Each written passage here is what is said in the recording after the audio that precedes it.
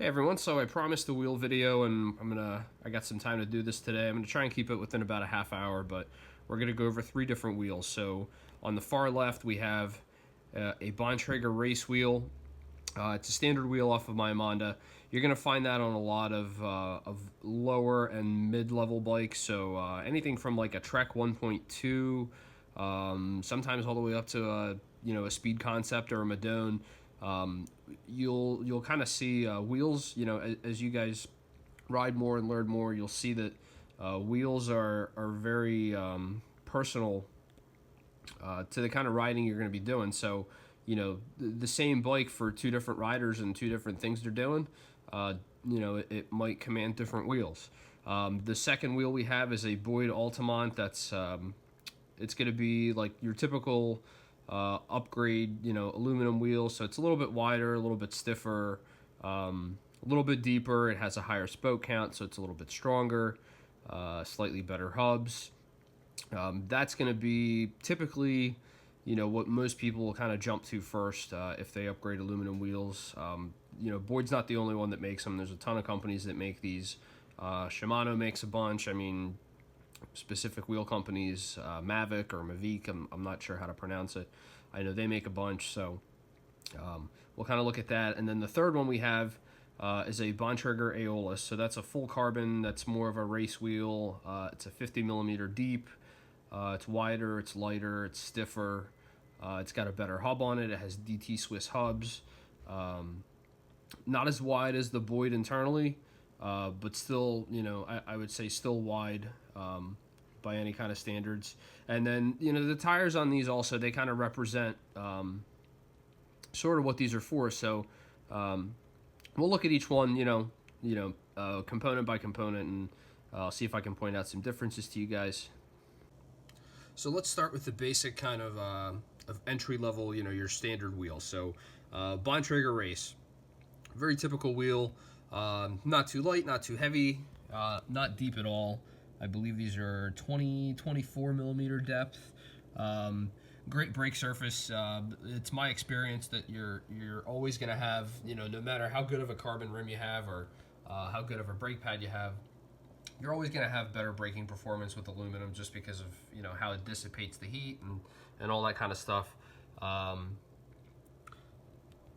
Non-bladed spokes, again, some people kind of make a big deal out of this, and this is what bladed spokes are. They start round here, and then this part's flat.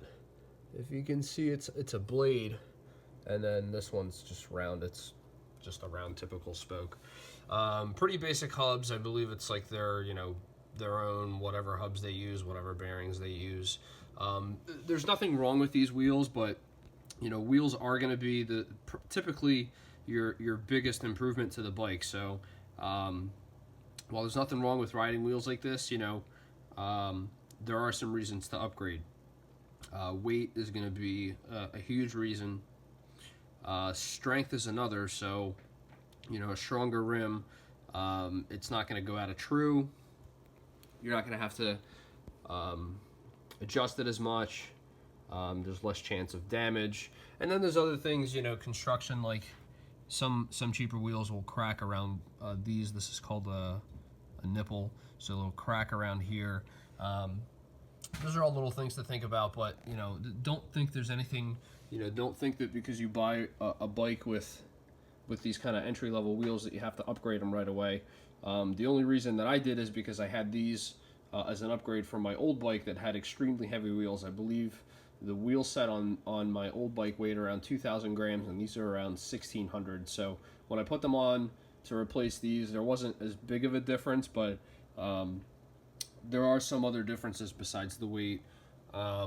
Neither of these are really, they're not deep enough and they're not shaped correctly to provide much aero benefit.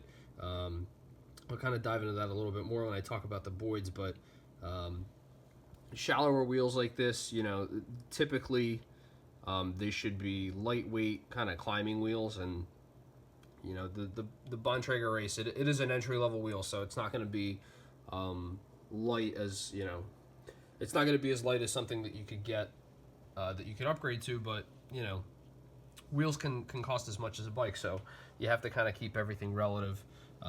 These are actually the tires it came with. They were only 23. Most stuff runs at 25 now, but again, you know, don't get too caught up in the numbers and stuff like that. So if these came on your bike, you know, don't feel like you have to replace them. You're gonna have some benefits if you do, but nothing's gonna make you, you know, faster than just riding. So it's better if you ride 5,000 miles a year on crappy wheels. You're still going to be stronger and faster than somebody who rides 2,000 miles a year on, you know, racing wheels. So yeah, let's dive into the Boyd. So the Boyd is going to be, or wheels like the Boyd, they're going to be, you know, probably a typical first upgrade. If you go to your bike shop or online, you know, wheel sets like this, they always pop up for a couple $100. So what's better about them? So they're a little bit deeper, as you can tell. The depth, I believe these are 30 mil. These are probably 20 or 24. The depth is from this point here to this point here. So how deep the actual, basically what's between my fingers. So theoretically, the deeper a wheel is, the more air hugs it. You know, when you have airflow hitting this, see if I could show you guys the shape. This is like a U, and you know, I would recommend U-shaped wheels instead of V-shaped wheels. V-shaped, they tend to kind of blow around a little bit more, but in theory, what would happen is, you know, you want the air to hug the rim as it kind of goes over it. So as you're going through, right, if this is, and these are all front wheels, if this is your front wheel, the air is going to curve around the tire like this, and it's going to hug the rim. But as your back wheel approaches, now this is what's going to, they call it lead the tire. So now the air has to hug around this and basically go this way back. So the shape of this, you know, whether this is a U or a V, that's going to change how the wheel actually cuts through the air. Not so much the front wheel, but mostly the back wheel. The other thing with this is, you know, these are a little bit wider internally. These are 18.3. The new Altamonts are like 19.5. They're extremely wide. So what that'll do is, if this is your tire, a wider wheel will make your tire wider. Like if this is your tire here in a narrow wheel, that'll be it. So what it does is it makes the tire larger. So when you hit bumps and things, you get a lot more compliance and comfort and stuff like that. You can run, you know, at the same pressure, the tire still has more volume to it, so it makes for a more comfortable and a faster ride. Most of the testing nowadays has shown that, you know, the myth before was that, you know, narrow wheels or narrow tires roll faster because they have less contact patch, but what's being found now is a wider tire that has a little bit more give to it, that can deform to the ground, that actually rolls faster than a skinnier, harder tire. And here you could see what I mean by bladed spokes. So the spoke starts off round here, and then it flattens out. What that allows it to do, again, it's a small aero advantage. It just allows it to cut through the wind a little bit better. The thing you have to think about with bladed spokes is, you know, there's more surface area from the side, so when you have a crosswind, it can blow you around, you know, that much more, especially with a wheel like this. So these standard Bontrager race wheels are 20 spoke in the front, 24 in the back. The Boyd Altamont is 24 in the front, 28 in the back. So not just for heavier riders, but, you know, when you have more spokes, I've never broken a spoke, but I hear that if you break one, if you have more, you can limp home on like a 24 spoke wheel, but on a 20 spoke wheel, that's not always possible because it throws the tension out of the wheel, and then it's not straight anymore. So, you know, unless you have disc brakes and big clearances, you're going to be rubbing your brake calipers the whole ride home, which is not good. So, the other thing you'll generally find in these kind of upgraded wheels, you know, Boyd uses his own hubs. I've talked to him on a couple occasions. He's a great guy. He takes a lot of pride in his work, so you know, they're not Chris King, they're not DT Swiss hubs, they're not, you know, I don't know too much about different, you know, brands of hubs, but they're not, you know, they're not like a name brand that everybody's going to recognize, but they do roll very, very well, and he stands behind this product. So generally what you'll find in these kind of aluminum upgrade wheels, better hubs, you know, rim, hubs, spokes, all that stuff is important. Again, don't get caught up too much in the specs and stuff, and you know, getting an extra 0.5 millimeter here or there. Just try and get something that's, you know, that's built well, and that's gonna last for you. All right, so I'm gonna move these two to the side because I'm running out of room, and we'll talk about the Aeolus. So lastly, we have the Aeolus, which is, you know, it's the nicest wheel I have to show you guys.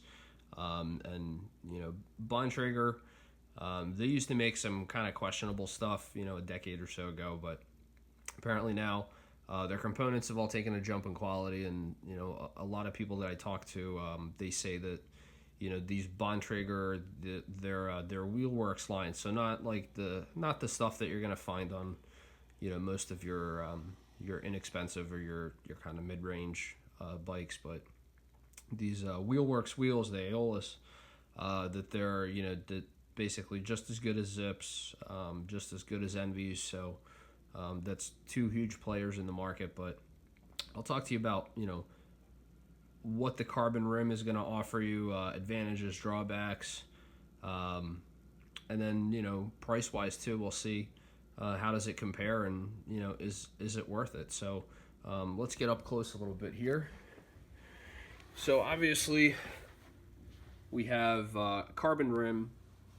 That's going to be your biggest difference compared to these.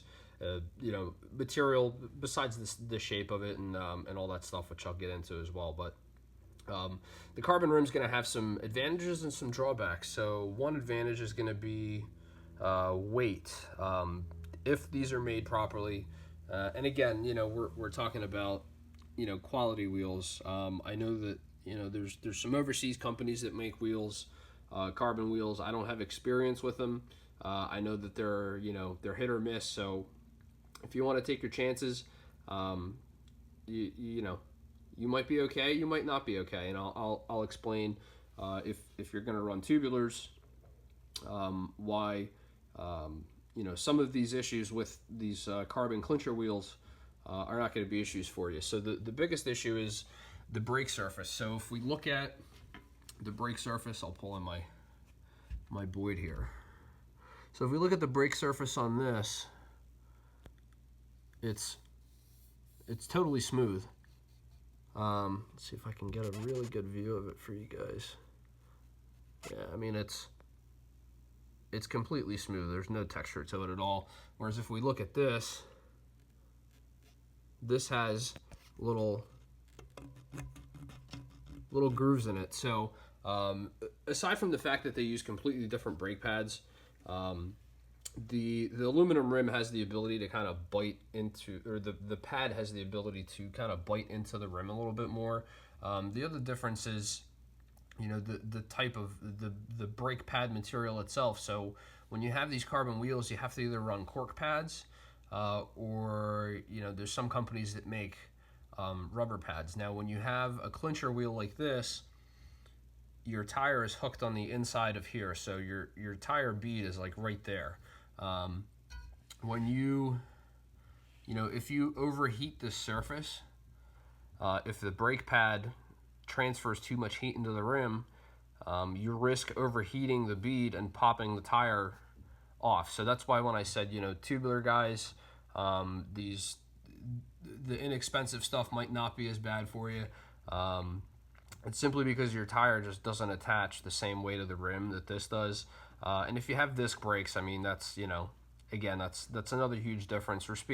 We're strictly talking about like cantilever brakes, Ultegra brakes, Shimano 105, Dura Ace, those kind of things. We're not talking about disc or anything like that here, but or tubulars.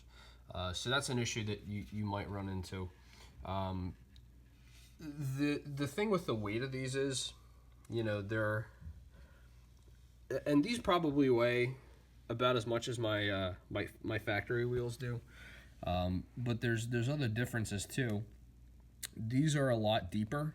So if the other ones are like 20 millimeters or 24 or whatever they were, this is 50 millimeters here. So and then the shape of it. The Aeolus has a very kind of distinct shape. So this is very rounded. So what ends up happening is, again, when, front wheel, air hugs this and goes around and kind of rejoins back here. When this is the back wheel, the air flows around the rim and around the tire. So the smoother of an interface you can get there, and the less drag you can have, especially behind. That's what the companies are finding out now is making for faster wheels. It's not narrower tires. It's more of this kind of trailing edge of the wheel and how it handles the airflow behind the rider, because that seems to be where most of the drag is. So the other thing with these higher end wheels, better hubs. So DT Swiss, they're extremely long life. They're very easy to service. You can get bearings for them anywhere. The other thing with this hub is the kind of spokes that they use. So this is what they call a straight pull spoke, when the spoke basically goes straight into the hub. And then your lower end wheels are going to use J. These are called J pull. So the spoke, it starts up here, it comes down, and then it makes a J, so it can hook in to here. It actually, when they insert them through the hub and then up. But this is where the bend is. So I'm not, some people say one's stronger, some people say one's more comfortable. I don't know. I haven't ridden on those wheels in a very long time to be able to give you guys a comparison. So other benefits of carbon, and not just aero carbon, but just carbon in general. Carbon has a different way of transferring vibrations. So again, depending on how they lay the rim, if you're going to get something from like Light Bicycle or Yolio, you might not have the same experience. But what I found with these is, when I'm on rough road, and if there's cracks or like chip seal and stuff like that, you don't have suspension on your road bike. So and then these tires, the tires are great. I had a separate video on them. They ride fantastically, but they can only do so much. So the rim is going to do some of the work in reducing kind of that road buzz. Carbon wheels can also be made, or carbon rims can also be made stiffer. So when you corner, you don't actually feel the rim kind of flexing under you, which, if you ever felt it, it's a very uncomfortable feeling. And again, that's going to depend on, if the wheel's actually put together properly, what kind of spokes it has, the tension on the spokes, and all that kind of thing. But so there's definitely some advantages to the carbon wheels. I would say, everything is basically a plus, besides two things, which would be the braking. So if you're, again, I feel like the best carbon wheels and pads are still not going to stop as good as a cheaper aluminum wheel with your basic like Shimano Ultegra pad or your 105 pad, whatever they come with. That was definitely a downgrade. And I don't ride in the rain either. I usually ride sunny, warm. So I don't have experience with these at inclement weather.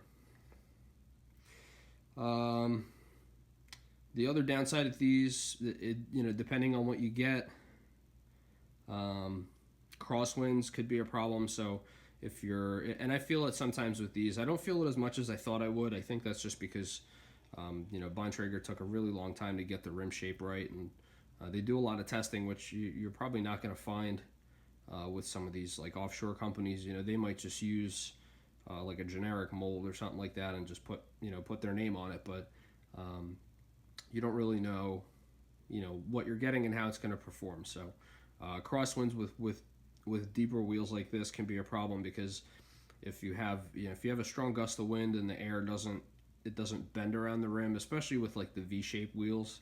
You know, you want the air to kind of curve around the wheel and be as smooth as possible. You want it to be almost like the wing of an airplane. But what ends up happening with some of these, if these deep wheels aren't sectioned, or if they're not shaped properly, you could have some pretty sketchy wind riding. You'll be getting blown around a lot. So I've learned, you know, with two hands on the bars with these, no problem. One hand, no problem. If I want to kind of sit upright and just pedal with no hands, I've learned to kind of avoid that, because they can blow around. But you know, as long as I keep my weight on the bike and I'm riding properly, then it's never been an issue. So I'll get all these guys lined up. I'll give you guys some final thoughts, and we'll finish it off there. So now that we've kind of gone over all three types of wheels, your standard, your aluminum upgrade, and your carbon race, I guess the question you're asking is, do you need to upgrade? And I'm going to say you don't really need to, but there are some very compelling reasons to do so. If you're going to go for, you know, if you have a budget of maybe up to $500 for a set, find a good set of aluminum wheels. Find something that's, you know, I would say in the 17.5 plus width range, which I think everything should be now. If you run that with a 25C tire, it's going to measure, at least with the Continentals, they usually measure up around 27, 28, so you're going to have a cushier ride. You know, if you want more spokes, if you're heavier, that's going to help.